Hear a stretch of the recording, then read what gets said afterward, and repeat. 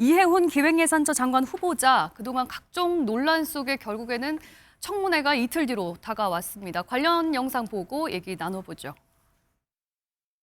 이해훈 후보자의 청문회는 열 가치가 없습니다.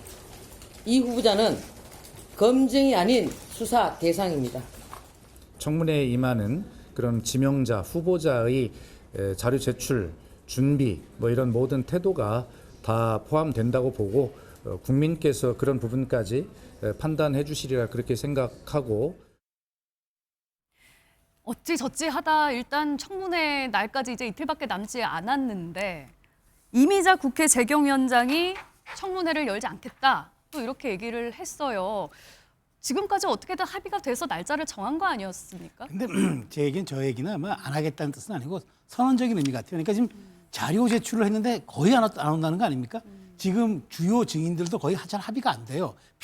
이해훈 후보자가 좀 유리한 증인들만 하는데 이게 저는 김민석 총리 효과라고 생각하는 겁니다. 그때도 이틀 청문회하면서 자료 거의 안 내다 버티기로 일관하다가 결국에는 나중에 지명 받았잖아요. 그러니까 이해훈 후보자도 비슷한 생각을 하는 것 같아요. 내가 하루만 버티면 된다. 그래서 모든 것을 지금 워딩을 보면은 대부분 얘기가 구할이 그거예요.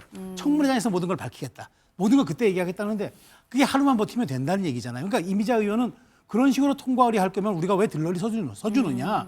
정말 국민의 눈높이에서 송곳 같은 잣대를 야당이 들이대야 되는데 그럴 기회를 부여받지 못하고 어영부영 하다가 그냥 하루 지나고 나면은 대통령이 지명해버리면 안 된다. 그 얘기를 하고 싶어서 저렇게 강수를 뒀는데 저희가 보이콧 한다고 물론 위원장이다 보니까 보이콧하는 형식을 갖출 수는 있겠습니다만은 제가 보기에 지금이라도 주말이라도 빨리 좀 자료를 내고 협조하고 그래서 국민의 정말 아주 깐깐한 눈높이라고 맞춰보겠다. 그 얘기를 원하고 있는 거지 보이콧하겠다는 진짜 의사는 저는 아닐 거로 생각합니다. 예, 청와대에서는 만약 국회에서 인사보고서가 넘어오지 않으면 그래도 임명을 강행할 수 있는 거죠? 그렇게 할 수도 있겠지만 그 부분은 아마 이재명 대통령과 지금 청와대 입장에서도 한번 살펴볼 부분이 있을 겁니다.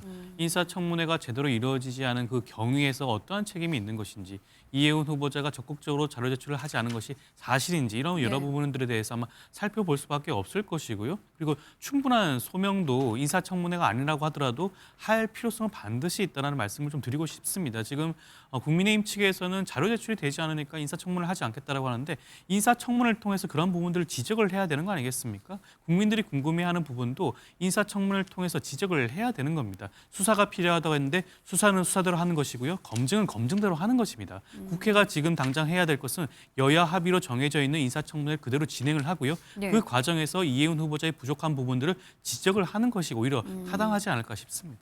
청와대에서는 지금 야당이 계속 이해훈 후보자에 대해서 막 공세를 펼치는 데 대해서 공천받을 때는 가만히 있다가 왜 우리 쪽에서 쓰자고 하니까 이렇게 공약을 하느냐. 일단은 청문회까지는 지켜봐야 하지 않겠느냐라는 입장이에요. 예, 총선을 앞두고 이 5번을 공천을 받은 거 맞습니다. 서초구에서 받고 나머지 2군데가 동대문구 그리고 지난번에 중구, 성동구 오르는데요.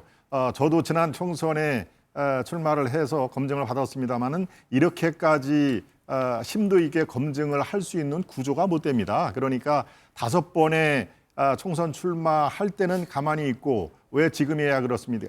바로 총선 때의 검증 구도와 지금 현재 장관 기획예산처 얼마나 중요한 자리입니까?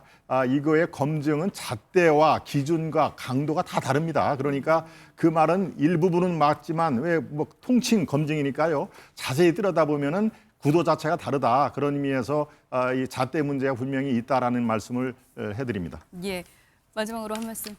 네, 일단 이 국회 청문회는 야당의 무대예요. 근데 이거를 야당이 포기한다? 그러면 스스로 무기를 포기하는 것이기 때문에 저는 맞지 않다고 생각하고요. 검증 대상이 아니고 수사 대상이라고 하는데 국회가 수사기관은 아니거든요.